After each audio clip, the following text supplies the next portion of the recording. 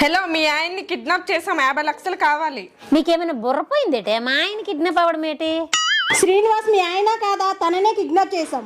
అయ్యో, ఎంత పని జరిగిందే! మా ఆయన కిడ్నాప్ అవ్వాలా? నేను ఏడియోడు ఎలా చేసేదే?